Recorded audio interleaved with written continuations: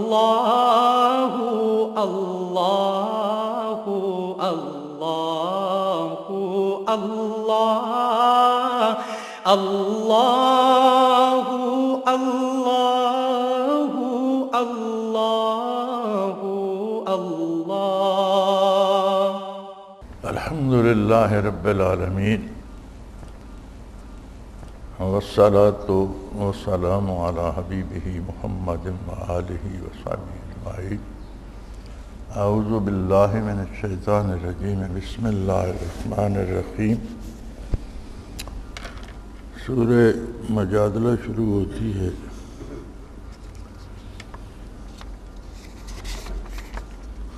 قولہ تعالی ذالکم توعظون بہ، اس سے تم کو نصیحت کی جاتی ہے۔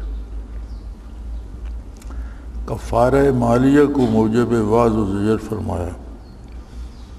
اس کی عظامت مالیہ کو روح نفس میں خاص اثر ہے۔ مشائخ بھی اس تدبیر کا استعمال کر دیں کہ مرید اپنے نفس پر جرمانہ کرے، یہ نہیں کہ پیر اس سے وصول کرے۔ فرمایا صدقات کرنا ایک طرح کا جرمانہ ہے جس کو اصلاح نفس میں ایک خاص اثر ہے، اور وہ صدقات ہوتے ہیں کہ وہ آدمی اپنی غلطیوں کا کفارہ ادا کرنے کے لیے غریبوں کو دے۔ اس سے یہ مطلب نہیں کہ پیر مرید سے پیسے وصول کرتا رہے، بلکہ مستحقین کو دے کہ اصلاح نفس میں اس کا خاص اثر ہوتا ہے۔ قولہ تعالی وتناجوا بالبر والتقوی، نفع رسانی اور پرہیزگاری کی باتوں کی سرگوشیاں کرو۔ دلیل ہے کہ تخلیہ میں گفتگو کے جواز کی کسی مسئلے سے صوفیہ کے تناجی کی تسلیم کی اس میں اصل ہے۔ فرمایا اگر کسی سے کوئی بات بھی کرو تو وہ بالبر والتقوی، کسی سے سرگوشی بھی کرو، کسی سے کوئی بات خاموشی میں آرام سے بھی اشارے سے بھی کرو تو نیکی کی بات کرو اور تقوی کی بات، پرہیزگاری کی بات کرو۔ اور اس میں تخلیہ میں بھی گفتگو کا جواز ہے، یعنی تنہائی میں جب آپ بیٹھے ذکر کر رہے ہوتے ہیں یا جیسے اعتکاف میں بیٹھے ہوتے ہیں تو نیکی کی بات کی جا سکتی ہے، بھلائی کی بات کی جانی چاہیے، اس کا جواز ہے۔ قولہ تعالی اذا قیل لکم تفسحوا فی المجالس، جب تم سے کہا جائے کہ مجلس میں جگہ دو تو تم جگہ دیا کرو۔ اپنے عموم سے بعض آداب مجلس افادہ شیخ پر بھی دال ہے۔ فرمایا جب مجلس میں بیٹھے ہو اور کوئی دوسرا آ جائے تو اسے جگہ دی جائے، اور یہ جو آداب ہوتے ہیں محفل کے، یہ بھی استفادہ کرنے میں یعنی فائدہ حاصل کرنے میں ایک سبب بن جاتے ہیں۔ ادب ہی اصل چیز ہے جس سے فائدہ حاصل ہوتا ہے، اور آداب محفل بھی اس کا حصہ ہیں۔ اللہ تعالیٰ تم نے ایمان والوں کو اور لوگوں کو جن کو اس نے علم عطا فرمایا ہے درجات عطا فارماتا ہے۔ اس میں دلالت ہے اصحاب شیخ کے عوام و خاص کے تفاوت درجات کی رعایت پر، مگر مدار رائے شیخ پر ہے نہ کہ رائے اصحاب پر۔ اللہ کریم ایمان والوں کو اور ان میں جو علم والے ہیں درجات عطا فرماتا ہے۔ فرمایا ہر بندے کا حال الگ ہے، اس کا درجہ الگ ہے، اور اس کے اپنے اپنے مقامات، اپنے اپنے درجات ہیں، لیکن فرمایا یہ مدار شیخ کی رائے پر ہے نہ کہ لوگوں کی اپنی رائے پر۔ کوئی اپنی طرف سے مقرر کر لینا کہ میرے یہ درجات ہیں، درست نہیں۔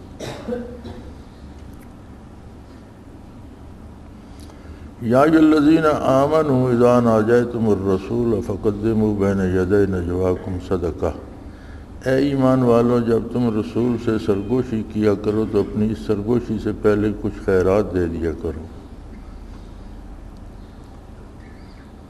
اپنی علت سے اس پر دال ہیں کہ شیخ سے سرگوشی کرنا امر عظیم ہے، بلا حاجت اس کی درخواست و جرت نہ کرے۔ میں رسول اللہ صلی اللہ علیہ وسلم سے کوئی بات عرض کرنا چاہتا تھا ادب کے ساتھ، سرگوشی کے ساتھ، تو اللہ کریم نے فرمایا کہ اس سے پہلے کچھ صدقہ دے دیا کرو، اللہ کی راہ میں کچھ خرچ کر لیا کرو۔ فرماتے ہیں کہ شیخ سے بات کرنا جرت کا کام ہے اور بلا ضرورت نہ کی جائے، کام کی بات کی جائے۔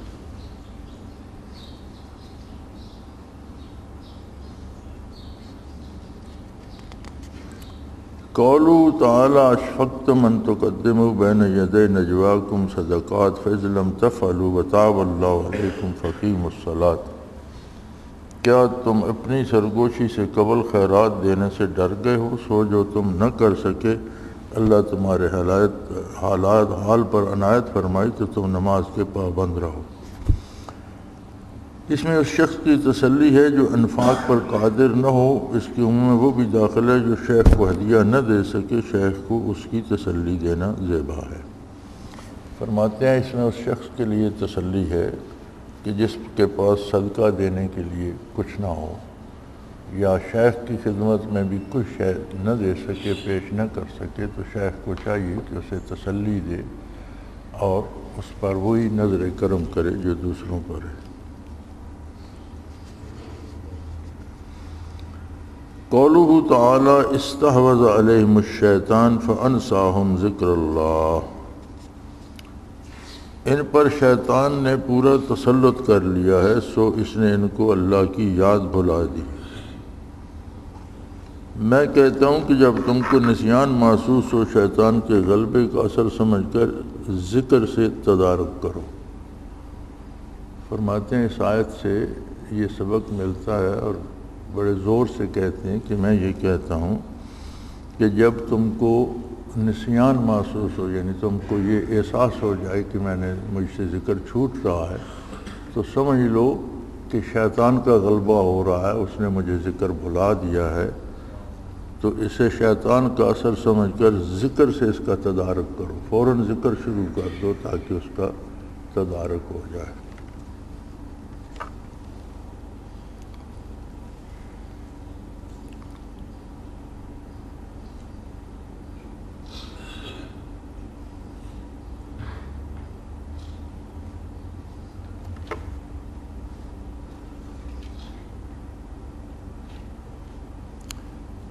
لا تجد قوما یؤمنون باللہ ولا بالیوم الآخر یرادون من حاد اللہ ورسولہ ولو کانوا آباءہم۔ جو لوگ اللہ پر اور قیامت کے دن پر ایمان رکھتے ہیں، آپ ان کو نہ دیکھیں گے کہ وہ ایسے شخصوں سے دوستی رکھیں جو اللہ اور اللہ کے رسول کے برخلاف ہیں، گو وہ ان کے باپ ہوں۔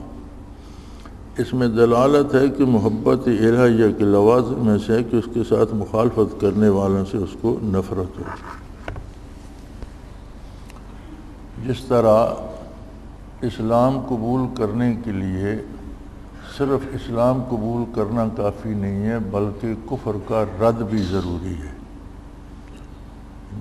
حق کو قبول کرنے کے لیے کفر سے بیزاری بھی ضروری ہے، کفر کا رد بھی ضروری ہے۔ یہ نہیں کہ کفر کو بھی مانتا ہوں اسلام کو بھی مانتا ہوں تو اسلام کو نہیں ہوتا، کفر کا رد کرے اور اسلام کو قبول کرے۔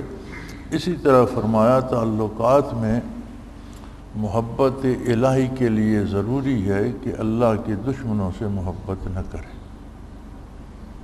اللہ کے دوستوں سے محبت کرے، اور اللہ کے دشمن کا قریبی رشتہ دار، اور باپ سے زیادہ قریبی کون ہوگا یا بھائی سے زیادہ قریبی کون ہوگا؟ تو قریبی رشتہ دار بھی ہوں، اگر وہ اللہ سے محبت نہیں کرتے تو یہ ان سے محبت نہ کرے۔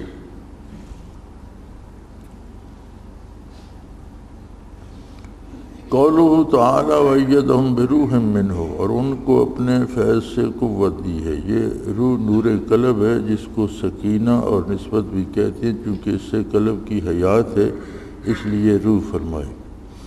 وَأَيَّدَهُم بِرُوحٍ مِّنْهُ، اپنی طرف سے اپنے فیض سے قوت دی، یا روح کا ترجمہ حضرت نے فیض فرمایا ہے۔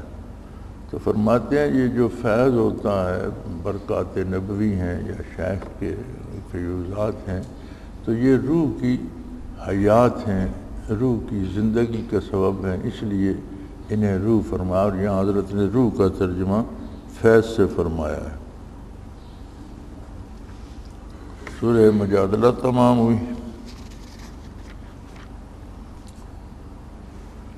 آگے سورہ حشر شروع ہوتی ہے۔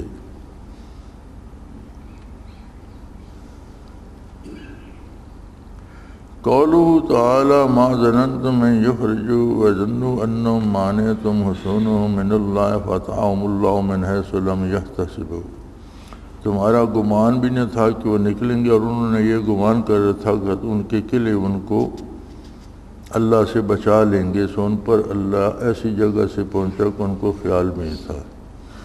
اس میں دلالت ہے کہ تدبیرات میں مستقل تاثیر نہیں۔ فرمایا یہ جو مسلمانوں کو بھی گمان تھا کہ یہودیوں کو ان کے قلعوں سے نکالنا آسان نہیں، اور یہودی بھی یہ سمجھ بیٹھے تھے کہ ہم نے بڑے بڑے قلعے بنا لیے ہیں جن کو توڑنا بہت مشکل ہے، تو ہم پر کوئی گرفت نہیں آ سکے گی، قلعے ہمیں بچا لیں گے۔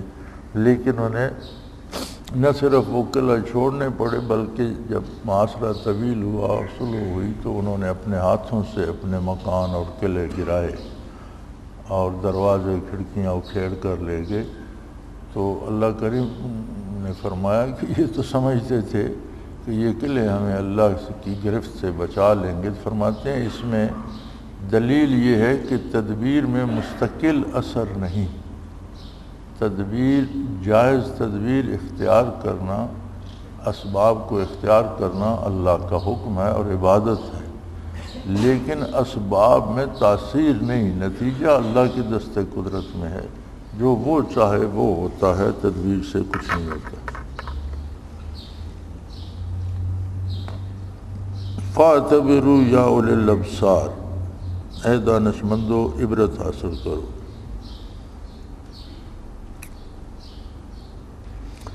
عبرت کی حقیقت ہے رد الشیء الی نظیرہ، اور اس کے عموم میں صوفیہ کا تعویلات قرآن حدیث بھی داخل ہوگی جو بقید خاص شرائط کے۔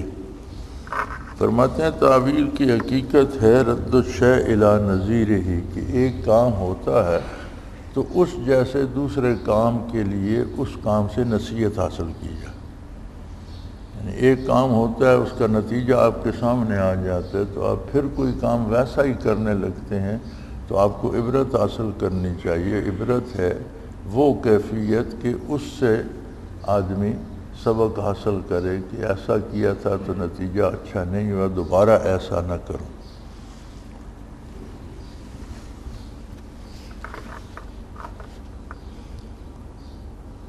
قولہ تعالی ما قطعتم من لینۃ او ترکتموها قائمۃ علی حصولها فباذن اللہ، جو کھجوروں کے درخت تم نے کاٹ ڈالے یا ان کو ان کی جڑوں پر کھڑا رہنے دیا، یہ سب اللہ کی اذن سے ہوا۔ اس پر دال ہے کہ اختلاف مسلک جبکہ شرعی حد کے اندر اور خلوص سے وہ مضر نہیں۔ بڑی عجیب دلیل حضرت نے لی ہے، اس میں صوفیہ کے مسالک کا اختلاف بھی آ گیا، بس ایک دوسرے کو پر عیب لگانے کا حق نہیں۔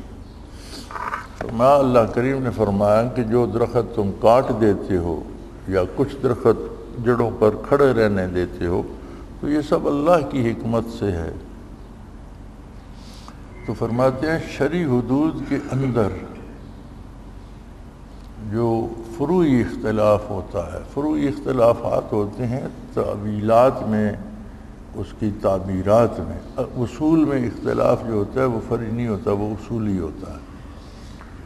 اور فروعی اختلافات جیسے کوئی بلند آواز سے آمین کہتا ہے، کوئی آہستہ کہتا ہے، یہ آمین کہنے پہ تو سب متفق ہیں، یہ اصول ہے۔ اب اس کی تعبیر و تعویل ہے، کوئی کہتا ہے بلند کہنی چاہیے، کوئی کہتا ہے آہستہ کہنی۔ رفع یدین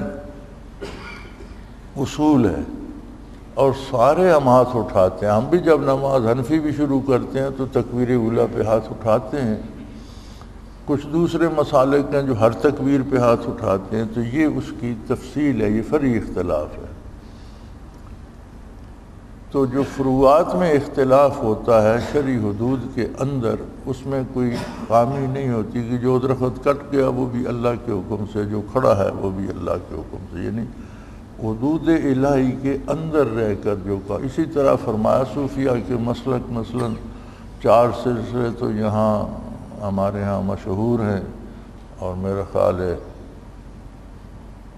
الانتباہ فی سلاسل اولیاء میں حضرت شاہ صاحب نے کوئی 16 سلسلوں کا ذکر کیا ہے، اور بھی بے شمار ہوں گے۔ تو یہ سلاسل کا مختلف ہونا، طریقے ذکر کا مختلف ہونا، اگر وہ خلاف شریعت نہ ہو تو یہ سب اپنی اپنی جگہ درست ہے، اس پر کسی کو دوسرے پر طعن نہیں کرنا چاہیے، دوسرے کو بھلا برا نہیں کہنا چاہیے۔ قولہ تعالی ویؤثرون علی انفسہم ولو کان بہم خصاصہ، اور اپنے سے مقدم رکھتے ہیں اگرچہ ان پر فاقہ ہو۔ اس میں ایثار کی فضیلت ہے بشرطے کہ کوئی واجب شرعی فوت نہ ہو، یعنی ایثار کیا جائے، اپنی ضرورتوں کو چھوڑ کر دوسروں کی ضرورتیں ضرور پوری کی جائیں، یہ اللہ کو بہت پسند ہے، لیکن کوئی واجب شرعی فوت نہ ہو۔ ایسا نہ ہو کہ آپ کو بچوں کو خرچ دینا آپ پر واجب ہے اور بچے بھوکے بیٹھ رہے ہیں اور آپ خیرات کرتے رہیں، یعنی واجب شرعی فوت نہ ہو۔ جو واجب شرعی ہیں وہ پہلے پورے کیے جائیں، اس کے بعد جو بچتا ہے وہ اپنی ذات کو آپ خالی پیٹ رکھ کے دوسرے کو دے تو اچھی بات ہے۔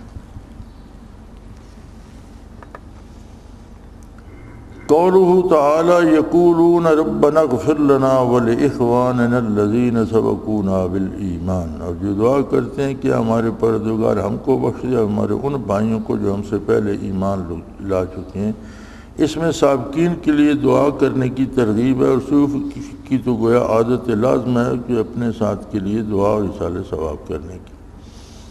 فرمایا اس آیہ کریمہ میں یہ ترغیب دی گئی ہے کہ جو آپ سے پہلے مسلمان گزر چکے ہیں ان کو اپنی دعاؤں میں شامل رکھا کرے، اور صوفیہ کی تو عادت ہے کہ متقدمین کے لیے ایصال ثواب اور دعا کرتے رہتے ہیں۔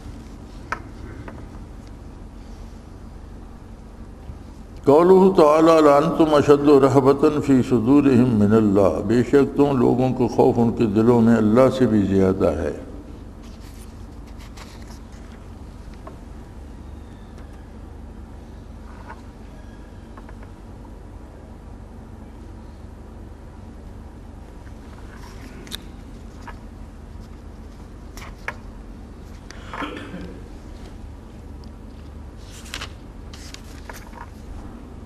اس امر پر مومنین کو ملامت نہ فرمانا اس کی دلیل ہے کہ اگر کسی کے ساتھ کوئی معاملہ خلاف شرع کیا جیسے سجدہ تعظیمی، وہ اس پر ناخوشی ظاہر کر دے اور اس پر ہی دوسرا نہ مانے تو یہ معذور ہے۔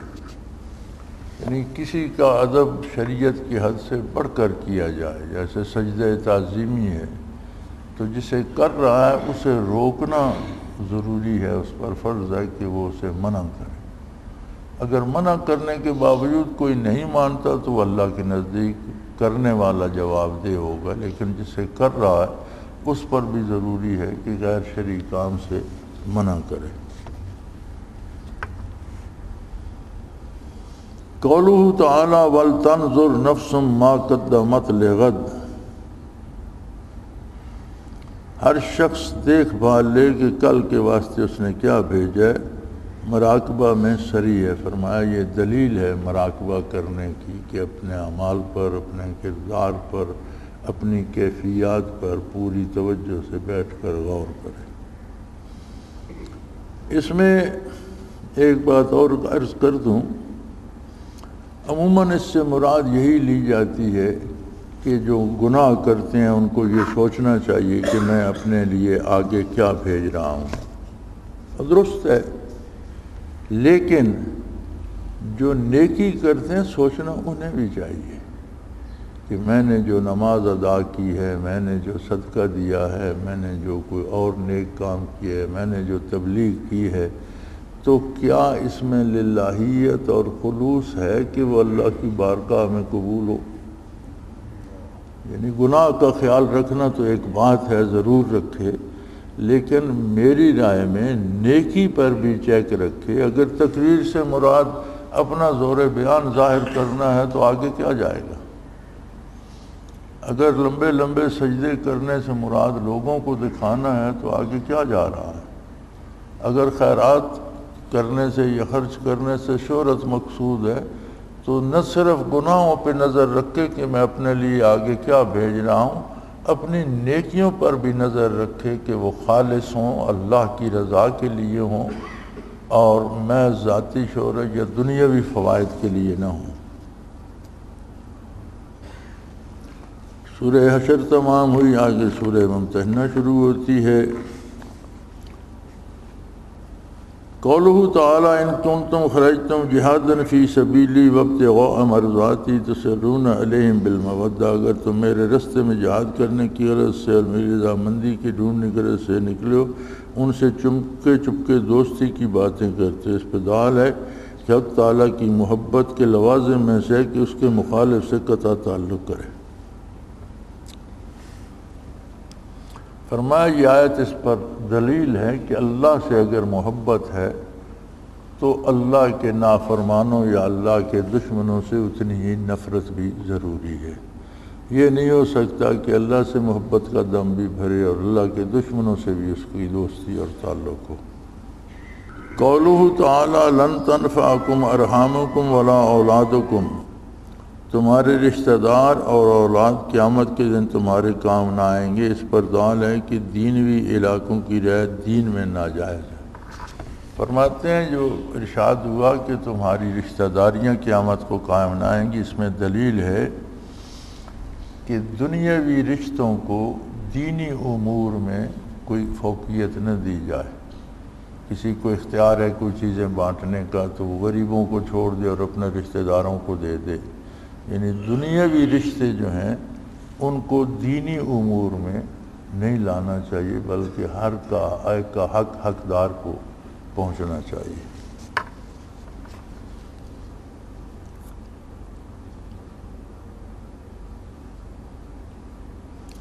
قولہ تعالی اذ قالوا لقومہم انا براء منکم الی قولہ تعالی الا قول ابراہیم لاستغفرن لک، جبکہ ان سب نے اپنی قوم سے کہہ دیا ہم تم سے یا لیکن ابراہیم کی اتنی بات تو اپنے باپ سے ہوئی تھی کہ میں تمہارے لیے استغفار کروں گا۔ اس میں دلالت ہے کہ جو بغض فی اللہ ہوتا ہے وہ شفقت اور خیرخواہی کو قطع نہیں کرتا، بخلاف بغض نفسانی کے۔ فرماتے ہیں اللہ کے لیے جو کسی سے قطع تعلق کرتا ہے تو وہ اس کا نقصان نہیں کرنا چاہتا، بلکہ اپنے تعلق کو بچانا چاہتا ہے کہ اللہ سے تعلق ہے تو اللہ کے دشمنوں سے تعلق نہیں ہوگا، اور جو دشمنی نفس کی خاطر ہوتی ہے وہ دوسرے کو نقصان پہنچانے کے لیے ہوتی ہے، وہ دوسرے کو نقصان بھی پہنچاتی ہے۔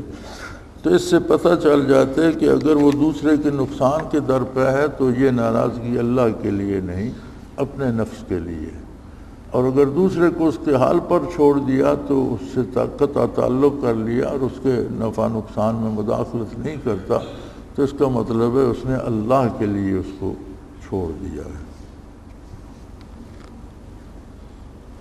قولہ تعالی ربنا لا تجعلنا فتنة للذین کفروا، اے ہمارے پروردگار ہم کو کافروں کا تخت مشق نہ بنا۔ یہ اس پر دال ہے کہ ایسے اسباب فتنہ سے بچنا مطلوب ہے جس سے اہل حق پر اہل باطل ہونے کا شبہ ہو یا بلت۔ ان اسباب میں جو غیر اختیاری ہیں ان سے بچنا یہ ہے کہ دعا کریں، یعنی اہل حق کو باطل سمجھنا یا اہل باطل کو حق پر سمجھنا یہ بھی ایک بہت بڑا فتنہ اور بہت بڑا عذاب الہی ہے کہ آدمی کی نظر پھر جائے۔ بعض اوقات شیطان اسے ایسے وساوس ڈال دیتا ہے کہ وہ اچھے لوگوں سے کٹ جاتا ہے اور انہیں برا سمجھنا شروع کر دیتا ہے، بعض اوقات اس کی نگاہوں میں برے لوگوں کو بھلا کر دیتا ہے، تو یہ بھی ایک فتنہ ہے، ابتلاء الہی ہے، اور اگر یہ غیر اختیاری ہو تو اس کے لیے دعا کی جائے، اللہ سے مدد مانگی جائے کہ اللہ مجھے نیک لوگوں کا ساتھ دے اور برے لوگوں سے بچا۔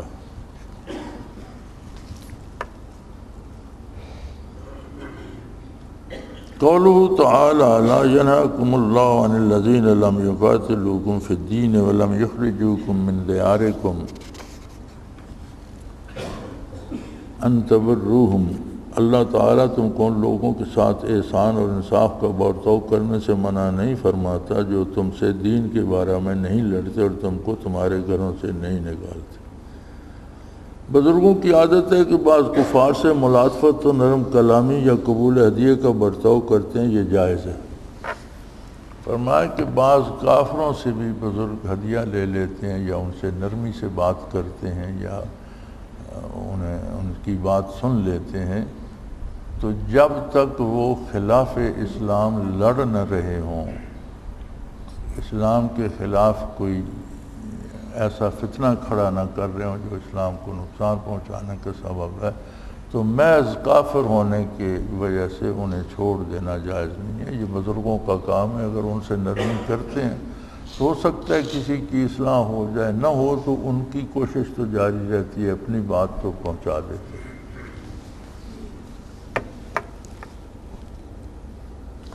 قولہ تعالی فامتحنوہن، ان کا امتحان کر لیا کرو، اس میں مرید کے امتحان کا امر ہے، اس میں شیخ کے لیے ہے کہ مرید کو آزما لے، جانچ لے، اچھی طرح دیکھ لے، پھر اسے مراقبات یا کوئی چیز عطا کرے۔ قولہ تعالی یبایعنک علی اللہ یشرکن باللہ، بیعت کی غرض میں صریح ہے اس بیعت رسمی کا جس میں عمل کا اہتمام و ابطال ہے۔ فرماتے ہیں اس میں بیعت کی غرض آ گئی کہ بیعت ہوتی ہے اعمال شریعت کو اختیار کرنے کے لیے، اور میں بیعت کر کے خانہ پوری کر لینا اور عمل نصیب نہ ہونا، فرمایا اس کا رد آ گیا، وہ باطل ہے، وہ فضول ہے۔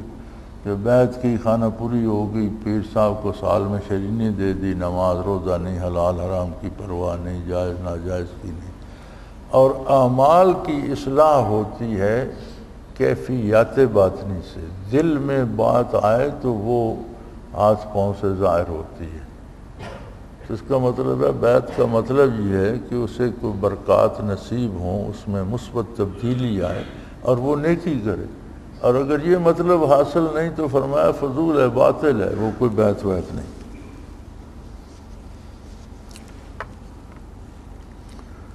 سورہ ممتحنہ تمام ہوئی، آگے سورہ صف ہے۔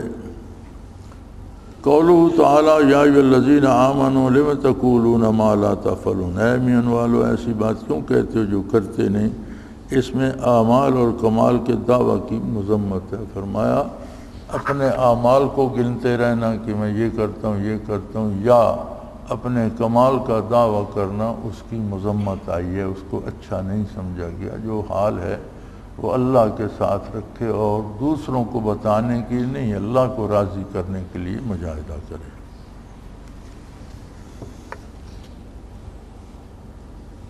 قولہ تعالی وَإِذْ قَالَ مُوسَىٰ لِقَوْمِهِ يَا قَوْمِ لِمَ تُؤْذُونَنِي، اور جب موسیٰ نے اپنی قوم سے فرمایا کہ میری قوم مجھ کو کیوں ایذا پہنچاتے ہو۔ یہ عنوان ہے کہ مرشد کو ایذا دینا مستقلاً امر مذموم ہے، یعنی شیخ کو ایذا دینا، ایذا سے مراد ہے کوئی ایسی حرکت، کوئی ایسی بات جو اس پر گراں گزرے، یہ ناپسندیدہ کام ہے۔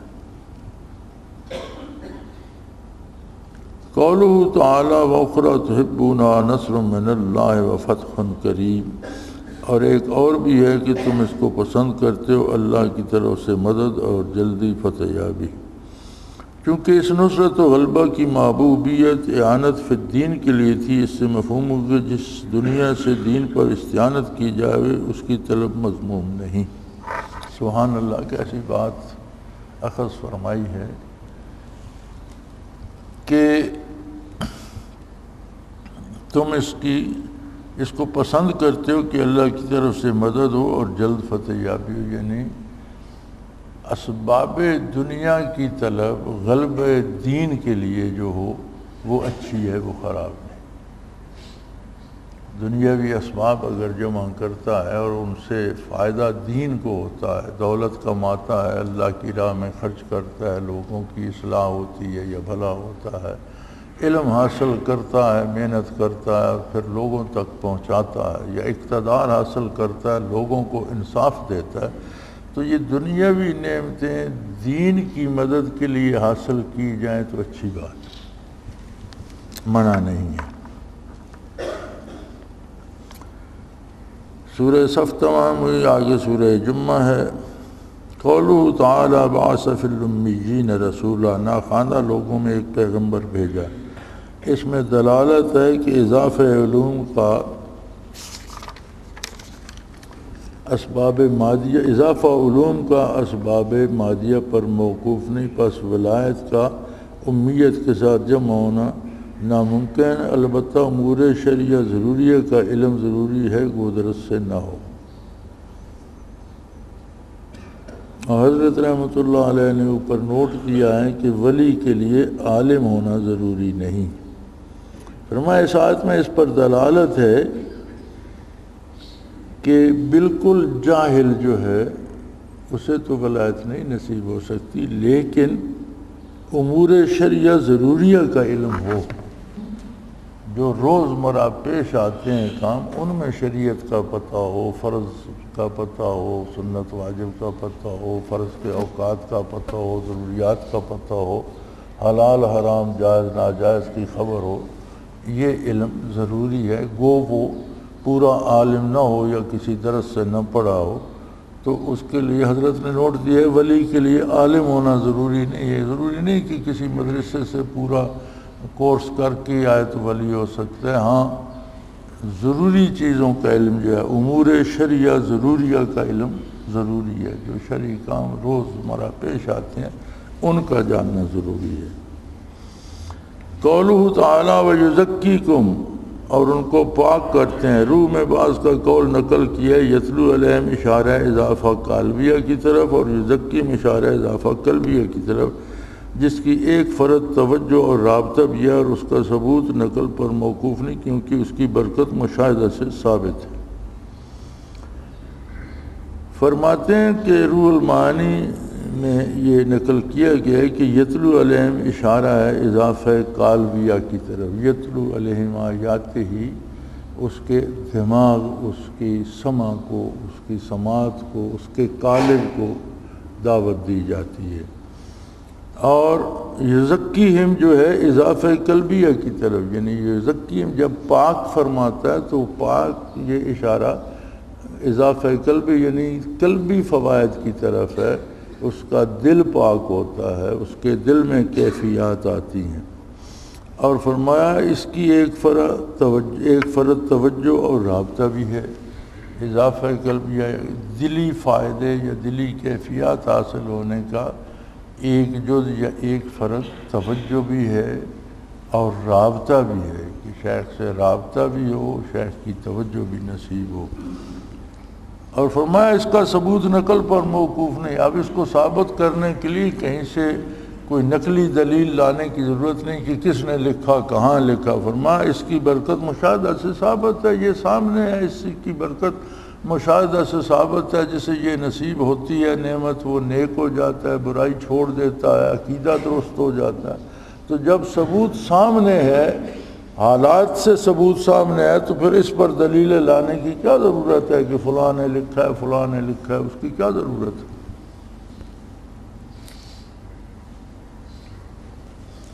قولہ تعالی وآخرین منہم لما یلحقوا بہم، اور دوسروں کے لیے بھی انہی میں سے جو ہنوز ان میں شامل نہیں ہوئے۔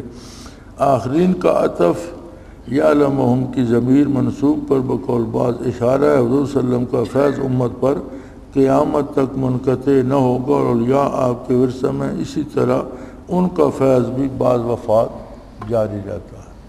فرمایا اس آیت میں یہ دلیل ہے کہ برکات نبوت قیامت تک کبھی ختم نہیں ہوں گی۔ فرمایا آخرین منہم لما یلحقوا بہم، کچھ وہ لوگ جو ابھی تک ان کے ساتھ ملے نہیں، یعنی دنیا میں کچھ جو اپنا وعدہ نبھا کر شہید ہو گئے یا اللہ کی بارگاہ میں ایمان کامل لے کر پہنچ گئے، کچھ مومن ایسے ہیں جو دنیا میں باقی ہیں۔ تو فرمایا یہ حال ایک دن کا تو نہیں ہے، یہ تو قیامت تک اس طرح رہے گا۔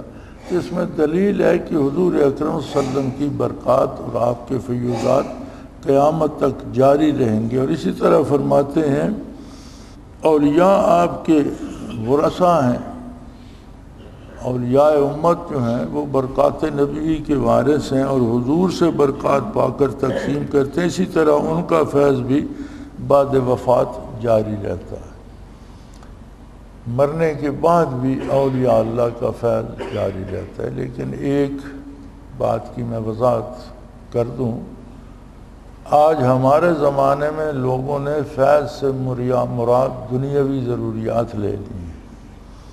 کسی کا کاروبار چل جاتا ہے، یا کسی یہاں ہمارے ایک دوست کے ٹرک ہوتے تھے تو اس میں ان پر لکھا ہوا ہوتا تھا فیضان اقبا، کہ ان کے فیضان سے میرے ٹرک چل رہے ہیں۔ تو یہ دنیاوی امور جو ہیں یہ فیوضات میں داخل نہیں ہیں، یہ اللہ کی تقسیم ہے۔ دنیا تو اس نے کافروں کو بھی دے رکھی ہے، تو کیا وہ کسی ولی اللہ کے فیوضات ہیں یا کسی نبی کی فیوضات ہیں؟ فیوضات سے مراد دینی اصلاح، عقیدے کی اصلاح اور عمل کی اصلاح ہے۔ برکات نبوت سے مراد تزکیہ ہے، دل کا پاک ہونا ہے۔ تو فیوضات نبوی کی مراد بھی عقیدے کا صحیح ہونا اور عمل کی توفیق ہونا خلوص کے ساتھ، یہ برکات نبوت ہے۔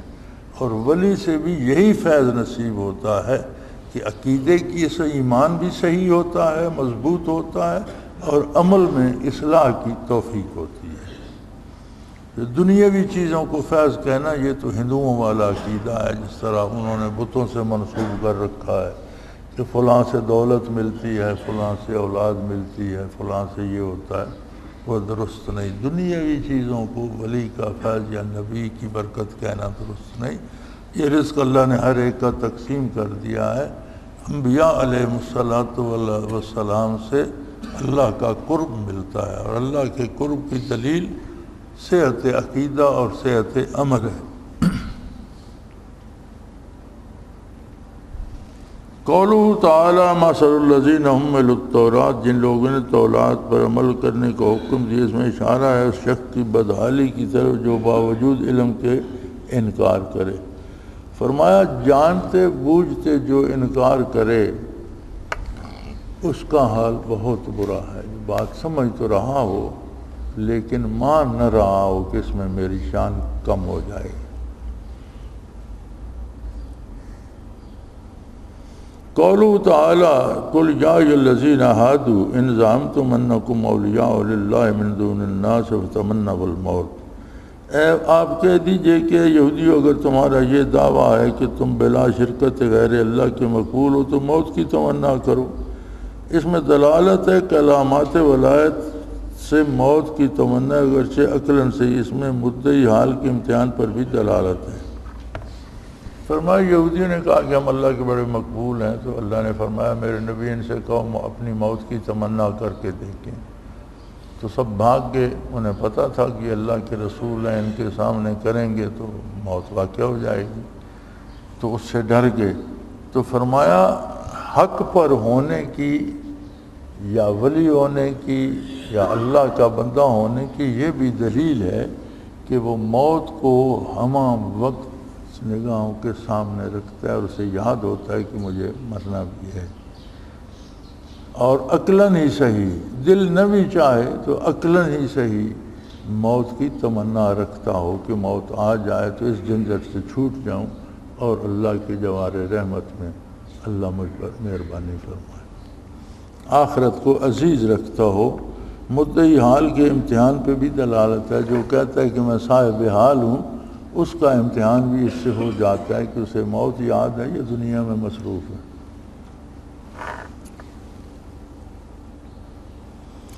قولہ تعالی وَإِذَا قُضِيَتِ الصَّلَاةُ فَانتَشِرُوا فِي الْأَرْضِ وَابْتَغُوا مِنْ فَضْلِ اللَّهِ وَاذْكُرُوا اللَّهَ كَثِيرًا لَعَلَّكُمْ تُفْلِحُونَ۔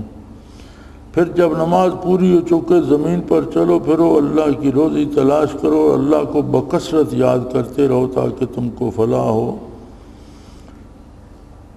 وہ لوگ جب کسی تجارت یا مشغول چیز کو دیکھتے ہیں۔ اس میں دلالت ہے کہ احیاناً مباحات میں مشغول ہونا بھی مصلحت دینیہ مثل نشاط العبادہ وغیرہ کے لیے مطلوب ہے، شرط کہ دین پر اس کو ترجیح نہ دی جائے۔ اور روح میں اس عتاب میں اشارہ ہے کیفیت تربیت مریدین کی طرف جب ان سے کوئی غلطی ہو جائے۔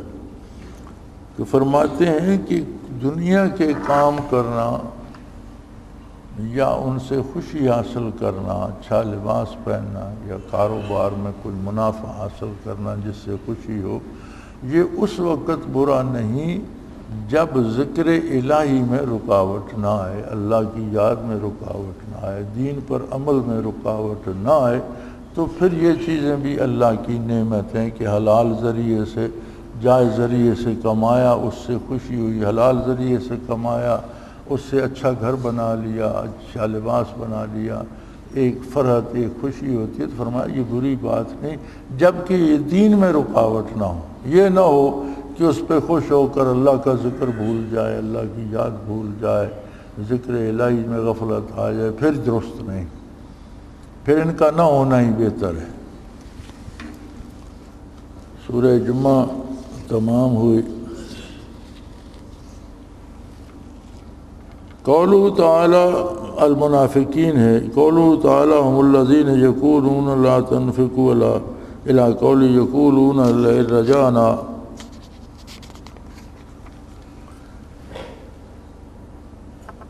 وہ جو کہتے ہیں کہ جو لوگ رسول اللہ کے پاس ہیں ان پر کچھ خرچ کرو، اللہ تعالیٰ کے قول یقولون، اس میں مال و جاہ کی بنا پر اہل اللہ سے استحقار کی مذمت ہے۔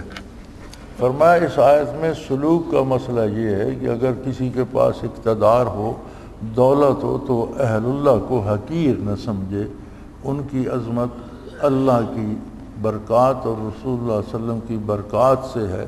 تو کسی کے پاس دنیا یا اقتدار آ جائے تو اللہ کے بندوں کو حقیر نہ سمجھے اور انہیں کمزور نہ جانے۔ قولہ تعالی یا ایھا الذین آمنوا لا تلہکم اموالکم، اے ایمان والو تم کو تمہارے مال اور اولاد اللہ کی یاد سے غافل نہ کرنے پاویں۔ فرماتے ہیں اس میں اللہ کی یاد اور اللہ کے ذکر سے غفلت کی مذمت آئی ہے۔ اللہ کریم نے اسے اچھا نہیں، پسند نہیں فرمایا، بلکہ اس کو غلط کہا ہے کہ مال یا اولاد کی محبت اتنا مصروف نہ کر دے کہ اللہ کا ذکر چھوٹ جائے، اللہ کے ذکر کو مقدم رکھے اور پھر دوسرے کام کرے۔ آگے سورہ تغابن ہے، قولہ تعالی وَمَن یُؤْمِنْ بِاللَّهِ یَہْدِ قَلْبَهُ، جو شخص اللہ پر ایمان رکھتا ہے اللہ اس کے قلب کو راہ دکھا دیتا ہے۔ اس میں اہل حال کا حال ایسے احوال میں اثبات ہے۔ فرماتے ہیں صاحب حال کا حال اس بات سے ثابت ہوتا ہے کہ اسے اللہ سے کتنی محبت ہے، اور محبت الہی کا اظہار اس سے ہوتا ہے کہ اللہ کی نافرمانی سے کتنا بچتا ہے اور اللہ کی اطاعت میں کتنی گرم جوشی سے سرگرم عمل ہے۔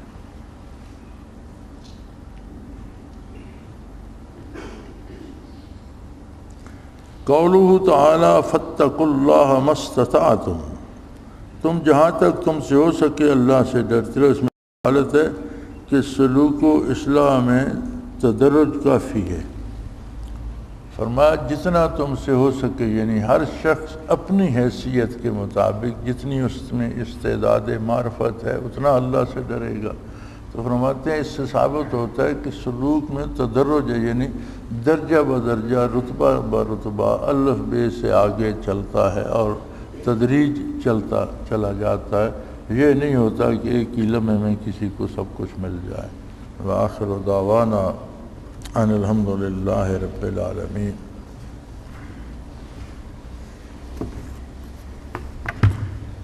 الحمد للہ رب العالمین والصلاة والسلام علی حبیبہ محمد وآلہ وسلم۔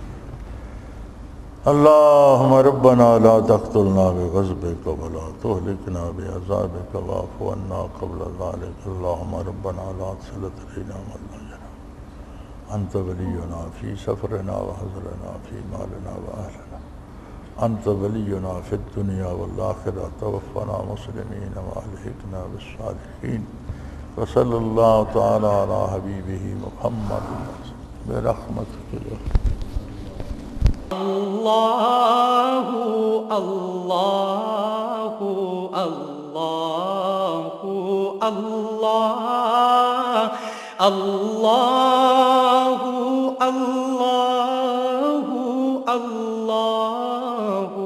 الله حضرت امیر محمد اکرم آوان مد ذلہ العالی دارالعرفان منارہ ضلع چکوال میں سالہ سال سے قرآن و حدیث کے اوپر خطابات کر رہے ہیں اور سلسلہ نقشبندیہ اویسیہ کے مطابق لوگوں کو ذکر الہی کی تربیت دے رہے ہیں۔ وہ قرآن پاک کی تفسیر ترتیب وار بیان کر رہے ہیں۔ تفسیر قرآن کو وہ موجودہ ملکی اور بین الاقوامی حالات کے مطابق بیان کرتے ہیں۔ موٹر وے سے کلر کہار کے انٹرچینج سے نکلتے ہوئے کلر کہار کی جھیل سے ہوتے ہوئے میانی، بوچھال اور نور پور سے گزرتے ہوئے دارالعرفان منارہ پہنچ سکتے ہیں۔ حضرت امیر محمد اکرم آوان نے بچیوں اور بچوں کی دینی اور دنیاوی تعلیم کے لیے سقارہ اکیڈمی کے نام سے ایک درسگاہ بھی قائم کی ہے، جس کا افتتاح ملک پاکستان کے صدر جنرل محمد ضیاء الحق نے اپنے دست مبارک سے کیا تھا۔ وہ تمام احباب جو اسلام کی طلب رکھتے ہیں ان سے گزارش ہے کہ دارالعرفان منارہ ضلع چکوال میں امیر محمد اکرم آوان صاحب کے خطابات سے مستفید ہوں۔ وہ ہر جمعے کو نماز سے پہلے بیان فرماتے ہیں۔ ہر ماہ کی پہلی اتوار کو ماہانہ اجتماع ہوتا ہے جس میں آپ خصوصی خطاب فرماتے ہیں اور پاکستان کے چاروں صوبوں سے احباب اس اجتماع میں شرکت کرتے ہیں۔ اس کے علاوہ یہاں سال میں 2 مرکزی اجتماعات بھی ہوتے ہیں، ایک رمضان المبارک میں اعتکاف کا اجتماع اور دوسرا جولائی اور اگست میں 40 دن کا اجتماع ہوتا ہے جس میں روحانی تربیت کی جاتی ہے۔ اپنا خون سیماب دے کر اتنا ہم کر جائیں گے، نام آقا کا چمن میں پھر رقم کر جائیں گے۔